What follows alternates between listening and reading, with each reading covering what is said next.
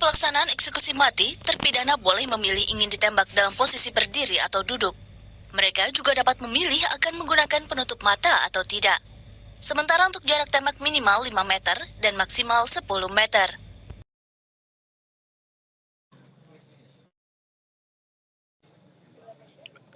Selamat siang. Perkenalkan, nama saya Andreas Rudijanto dengan NIM 205200179. Sekarang saya akan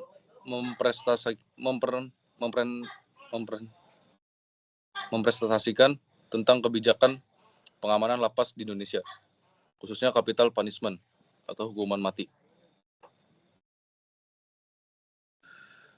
Dasar hukum hukuman mati. Hukuman mati di Indonesia diatur dalam Undang-Undang Nomor 1 Tahun 2023 tentang Kitab Undang-Undang Hukum Pidana atau KUHP. Menurut Wakil Menteri Hukum dan HAM atau disingkat Wamenkumham, Edward Omar Syarif Harij mengatakan bahwa hukuman mati di Indonesia merupakan hukuman spesial dan bukan hukuman utama.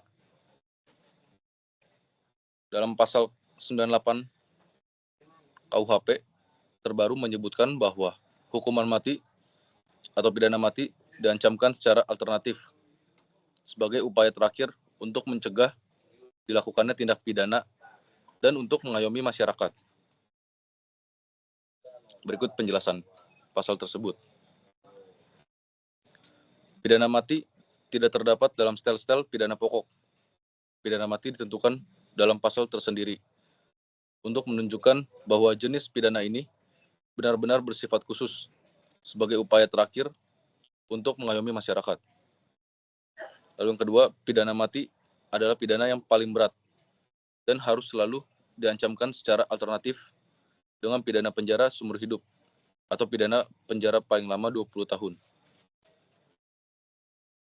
Lalu yang ketiga, pidana mati dijatuhkan dengan masa percobaan, sehingga dalam tenggang waktu masa percobaan tersebut, terpidana diharapkan dapat memperbaiki diri, sehingga pidana mati tidak perlu dilaksanakan dan dapat diganti dengan pidana penjara seumur hidup.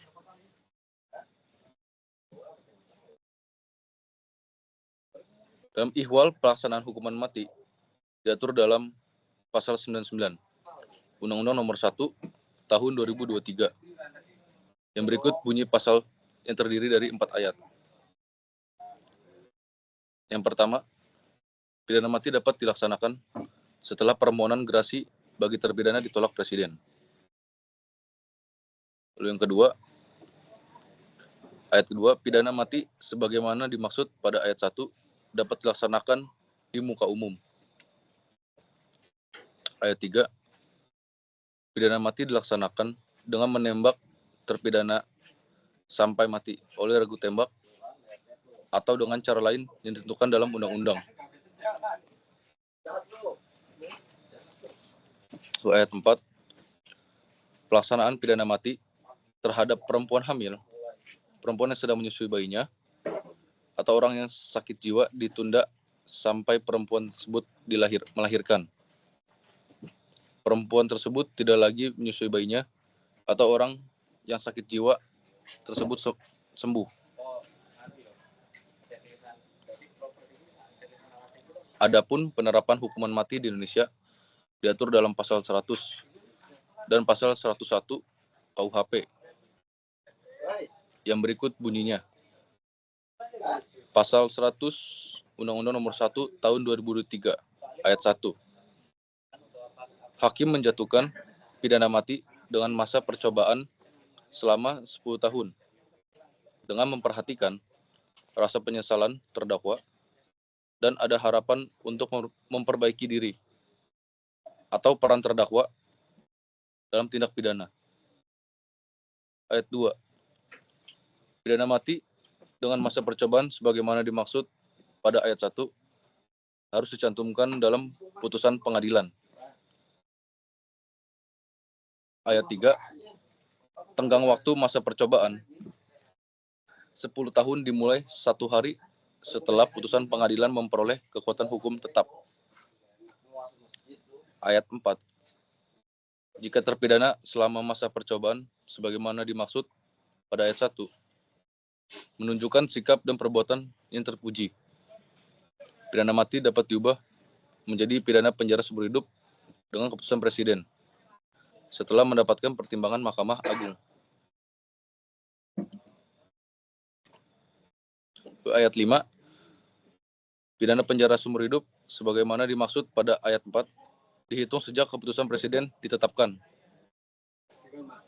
Ayat 6, jika terpidana selama masa percobaan sebagaimana dimaksud pada ayat 1 tidak menunjukkan sikap dan perbuatan yang terpuji, serta tidak ada harapan untuk diperbaiki, pidana mati dapat dilaksanakan atas perintah Jaksa Agung.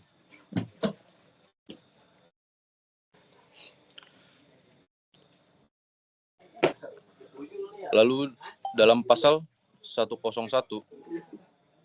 Undang-Undang Nomor 1 Tahun 2023, jika permohonan gerasi terpidana mati ditolak dan pidana mati tidak dilaksanakan selama 10 tahun sejak gerasi ditolak, bukan karena terpidana melarikan diri, pidana mati dapat diubah menjadi pidana penjara seumur hidup dengan keputusan presiden.